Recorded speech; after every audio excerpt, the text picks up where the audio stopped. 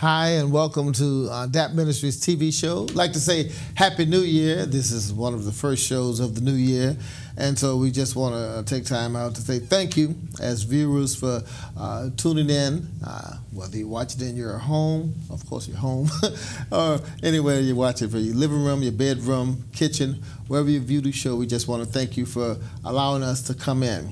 I'm Pastor D.K. Smith, the PM pastor on WYLD AM 940, and co-hosting, but today I'm hosting, and so we thank God for the host, Reverend Willie Williams, who is not here today, but he'll be back in the next couple of weeks or so.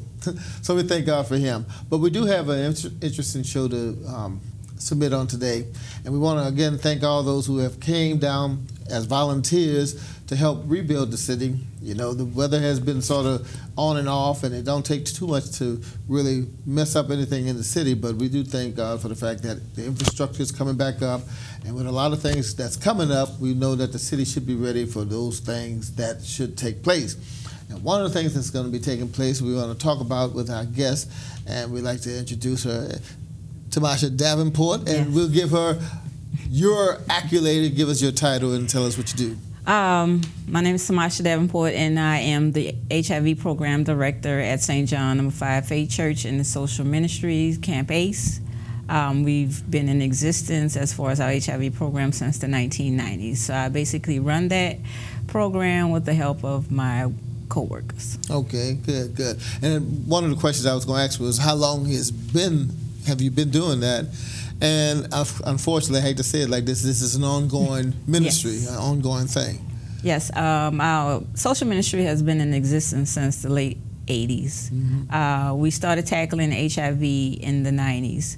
Unfortunately, the rise in the stats or the individuals, we saw that in our church as well, and the surrounding communities. So in the 90s is when we took an active stance beyond praying and burying individuals, and actually got in the community and started doing the outreach, the testing, the workshops, and things like that. Now, we do work together as far as coalition partners for C2P Connect to Protect, and one of the things that I found out is the information that we could get from those coalition meetings and everything. Surprisingly, you'll find out people would think that New Orleans has a high rate of HIV/AIDS, but come to find out it's really North Louisiana that has the higher rate, especially in the East Baton Rouge, has more cases of AIDS. So locally in the city, what do you find, or how do you find that the high rates of AIDS, where in particular? Well, as far as stats that we get through training and emailing and research, we get our stats from the state Office of Public Health, and what it's saying that within Louisiana, Baton Rouge has the highest rates in Louisiana as well as in the nation amongst urban cities. And New Orleans is not that far behind. When you're talking about rates, you're talking about a certain number. When you talk about cases, you're talking about a certain number. So when you look at in Louisiana, Orleans Parish is probably going to have the most cases, because that includes not only New Orleans but Jefferson and a couple of other parishes. And then it'll probably be followed by Baton Rouge, which includes a couple of the surrounding parishes of East and Baton Rouge, which is included in Baton Rouge. But unfortunately, when you look at us nationwide, we're in the top 5 as well as far as rates go, and our cities are in the top 3, or top 5 as well, with Baton Rouge leading as number 1. So you know, you have rates and cases, but unfortunately we're high in both categories, and we are also high in STD cases and rates as well. So no matter how we try to get around it or look at the stats, unfortunately they're not looking good at all. So services are identifying individuals who have the diseases. That's a bittersweet or good thing, you might want to say, but in the same breath, it doesn't look good, you know, to have those numbers. But services like the ones we provide and the other providers are working. What we need to happen is we need the people to take ownership and participate in this fight as well. Now, I think we both know and realize that testing is a key factor.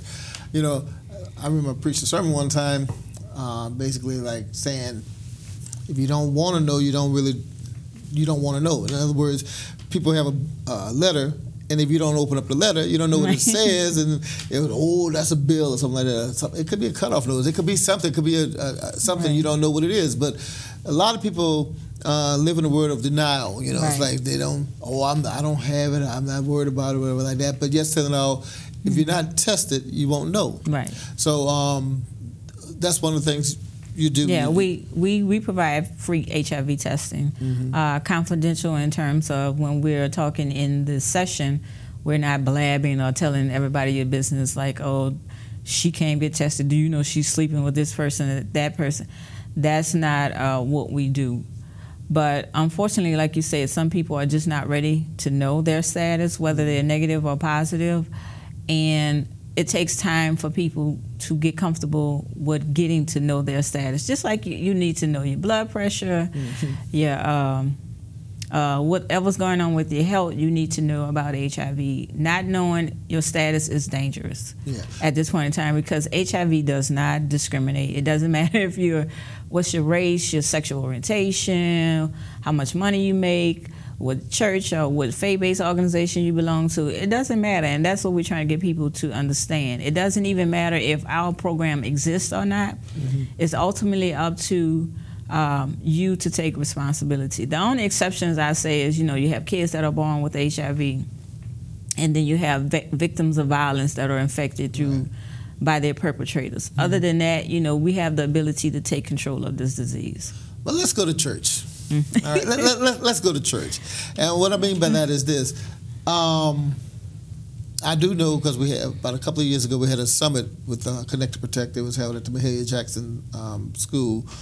And one of the things I learned, and I'd say I learned, was the fact that the stats, rates, however you want to say, cases, are high in the churches because of the fact that, well, no one would think that anything like that would happen in the church, but let's be real, you have people with HIV, AIDS. That goes to your church. That goes to the church. So what can the church do? In other words, what can the church do to first, number one, get out of the denial state, and be, be for real. So what can the church do? And what can the church leaders do, say like that? The faith-based community, whether you're part of a synagogue, a temple, a church, a mosque, whatever you fellowship or wherever you fellowship, bottom line is to have a discussion.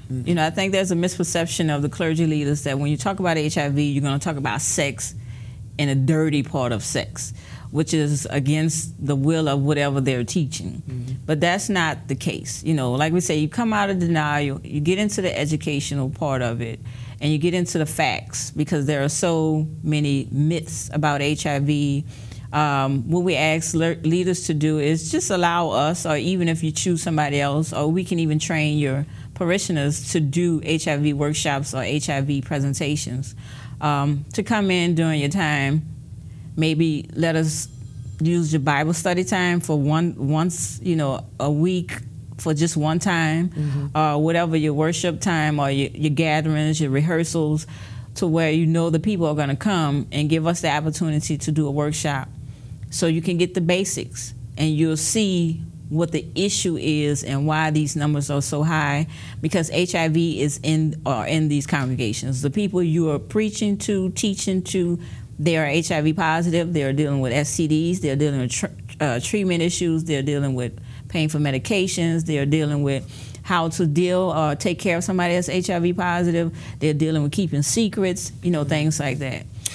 Not to cut you off, but I was just thinking out loud, the fact that, well, it's almost like, I don't want to say a secret society, but it's just like, oh, that's the truth. And we know that when AIDS was in the beginning, it had a certain. That was the myth. I mean, it was facts, but at the same time, when it was said that it was a gay white man's disease, black people and other races were being infected as well. Like if you reach back to 30 years of the disease, you'll find that, okay, gay white men were being infected. If you reach back in 25 years, you'll see black people were being infected, but the focus or the myth was it was just a gay white man's disease. Unfortunately, when you talk about things like HIV, abuse, domestic violence, And I'm going to say just like this, the faith-based community strays away. The other way we're trying to go around it is not only talking to the clergy leaders, but the parishioners, the congregation members, because they cannot preach or give a service if you're not attending. Yeah. And sometimes it takes the parishioners or the congregation members to step up and say, we need to have this discussion. And we find that sometimes it's the members that are reluctant more than the clergy leaders. So we're trying to tackle the whole faith-based organization, which includes the leaders, the important people, the underground people, or whoever it may be, including, and especially the members.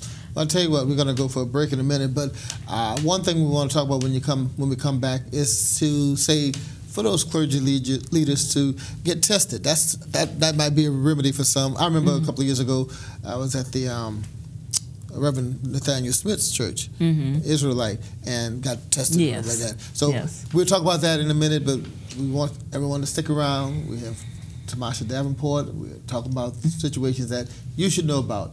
We'll be right back after this.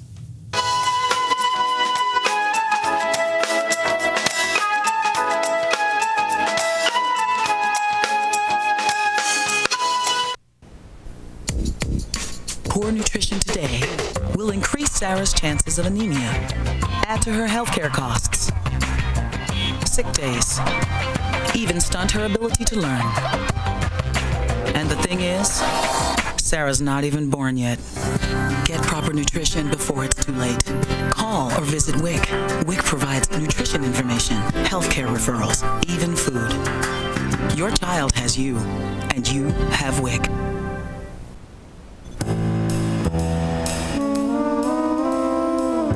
Mrs. Johnson, good to see you again. This is Mike. You can trust him. He looks just like you. Plus, 2 against 1 is more intimidating when we force someone to sign a loan. And I'll be sucking up to you in order to keep up the illusion. So, here are your low monthly payments and interest rate as we promised. Here's where they triple. The rest of this stuff, I don't think a lawyer can read this. It protects us. Make sure we get your home when you can't pay us back. Such a lovely house. Yeah. But don't worry. We're going to sell you credit life insurance. You don't really need it, but puts lots of cash in our pockets. You look nervous. We better hurry and get you to sign. Or I'll pretend to ruin your credit with one phone call. Predatory lenders are never this easy to spot.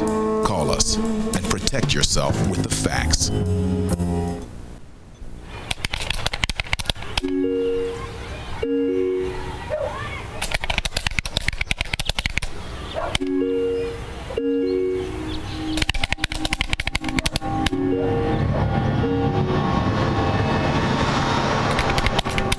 Every day, online predators make their way into homes uninvited and unnoticed. Help delete online predators. To learn what you can do to protect your kids' online life, visit cybertipline.com.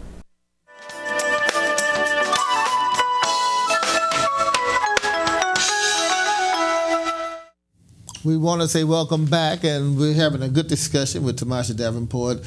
Listen, I want to share some other things with you that we know that coming up we have the quote-unquote big game that's going to be here in the city of New Orleans besides Mardi Gras, which is an annual event. What are your plans for the big event? I'll put it like that. Well, we've been invited to be a part of the Anthony Dorsett's Health Fair, which is going to take place on Xavier University's campus January 30th from 2 p.m. to 8 p.m. So that's what we have in store right now. It's going to be a big thing in terms of it's going to be various screenings, but our part, we're going to be part of testing on campus for HIV, and we're going to have a booth set up where we can disseminate information about HIV as well as educate individuals that come. So, I mean, let's say you're testing and you got a way to